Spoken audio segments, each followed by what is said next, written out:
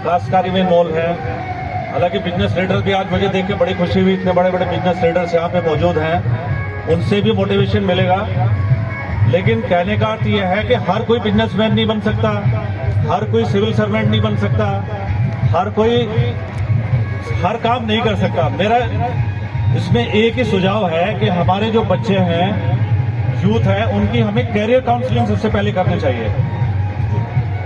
Career counselling से आपको पता लगेगा कि बच्चे के अंदर टैलेंट क्या है। वो सिनेमा में जाना चाहता है, वो फौजी बनना चाहता है, या फिर वो बिजनेस में जाना चाहता है। उसके टैलेंट को अगर आप नहीं पहचानेंगे तो उसको किस फील्ड में आपको भेजना है।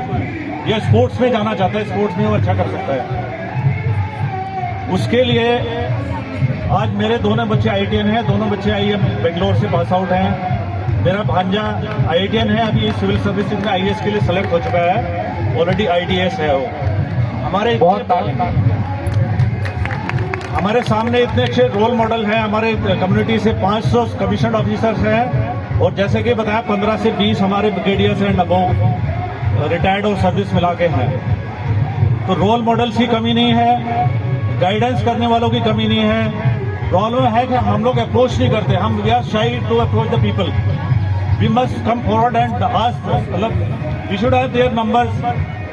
पेरेंट्स को, specially parents should have their numbers and contact them and take their advice कि भाई मेरा बच्चा यह है, ये कर रहा है, उसको किस फील्ड में भेजना चाहिए।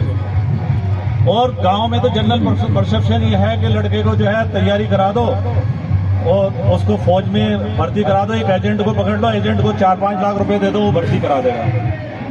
लेकिन मैं आपको पूरी ईमानदारी के साथ बता रहा हूं, मैं बहुत अच्छी VIP एरियाज में बड़ी इंपॉर्टेंट पोजीशंस में रहा हूं।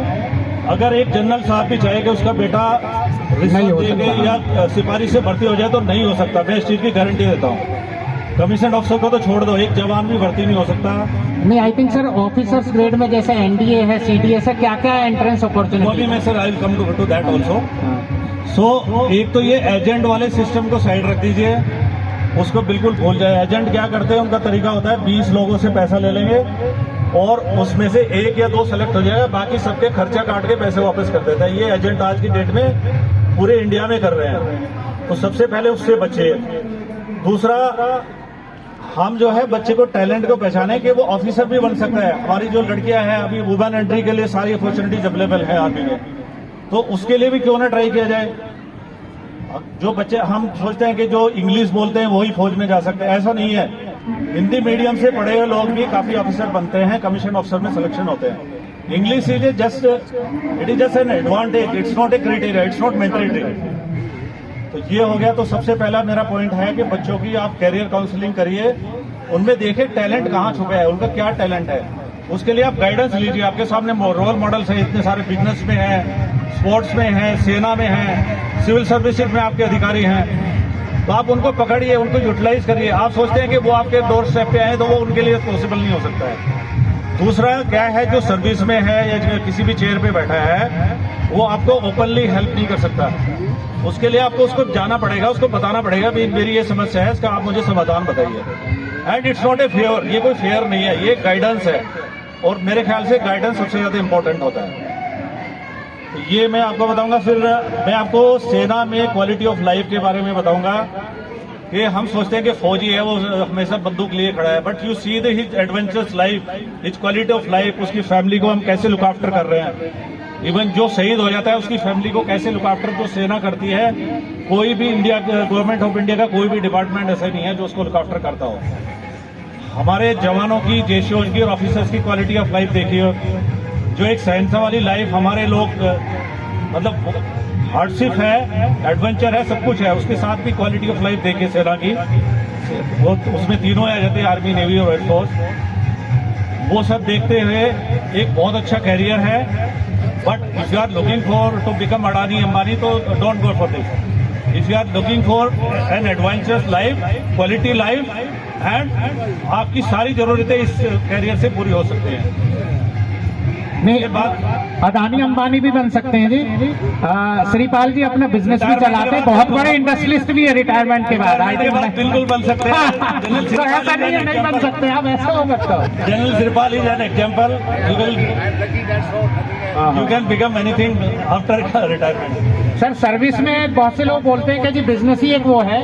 मैं बता दूं सुंदर पिचाई को कितने लोग जानते हैं, गूगल का सीईओ, शायद बहुत कम लोग जानते होंगे।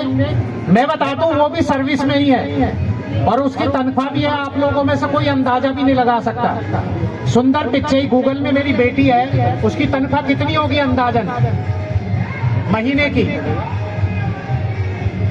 कितना लगा सकते हैं कोई अंदाजा? बच्चे हैं कुछ जो पढ़ाई लिखाई में है? सुंदर पिचाई गूगल में सी उसकी तनख्वाह है 250 करोड़ रुपए महीने की, 250 करोड़ रुपए लगभग, जो कि शेयर से अर्निंग में आती है और वो सर्विस में है। तो ऐसा कुछ नहीं है जी, आप आर्मी में भी करके, बिकॉज आर्मी में जो सबसे ज्यादा सीखते हैं, अगर आपके गांव में कोई सूबेदार भी है तो सबसे ज्यादा डिसिप्लिन मिलेगा उसमें।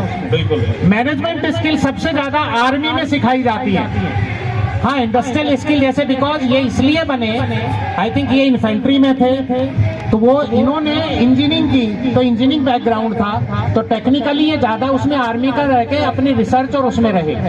तो इंडस्ट्रीज आप बाद में बिजनेसमैन आप तब भी बन सकते हो, और किसी भी सर्विस में कुछ भी, आप जाकिर हुसैन जैसे तबला बजा के करोड़ों कमा सकते हैं। तो वो डिफरेंशिएशन क्रिएट करना है आपको, जिस भी फील्ड में है आप कहीं भी पहुंच सकते हो। बिल्कुल पहुंच सकते हैं वर्मा जी, बट मेरी ड्यूटी है सर्विस में होने के नाते, नहीं आपकी बात बिल्कुल तो आर्मी की तरफ अट्रैक्ट करना मेरा उद्देश्य है। पर ये सब पैसे तो कमाना चाहते हैं जी आप उसको बिजनेसमैन भी बनाइए उसके टैलेंट के मुताबिक, बड़ी बहुत अच्छा है उनको आर्मी की तरफ अट्रैक्ट करना। Thank you sir. अब जो है एक थैंक यू वेरी मच। एक मैं और सुझाव देना चाहूंगा। हाँ जी, हमारे समाज में शो ऑफ इतना हो रहा है, शादियों में 10-10 फंक्शन हो रहे हैं, हम जो उस पे पैसा खर्च कर रहे हैं उसको हम क्यों ना अपने बच्चों के एजुकेशन में, कोचिंग पे हर फैसिलिटी उनको दी जाए। हम कहते हैं कि नहीं, जिसको सेलेक्ट होना है वो बिना कोचिंग के भी हो जाता है, बिना कोचिंग के हो जाता है। मैं कहता हूँ नहीं हो सकता। एक रेयर केस कोई हो सकता है कि बिना कोचिंग के और बिना पैसा खर्च किए जो सेलेक्ट हो जाता है, may be rare case. You have to invest money on their education. You give them guidance, and they should work hard. Then only you can get success. Whatever target is in life. बहुत बहुत धन्यवाद। बहुत sir, और मुझे यहाँ ये opportunity देने के लिए और आप सभी का धन्यवाद। Thank you very much. Thank you sir.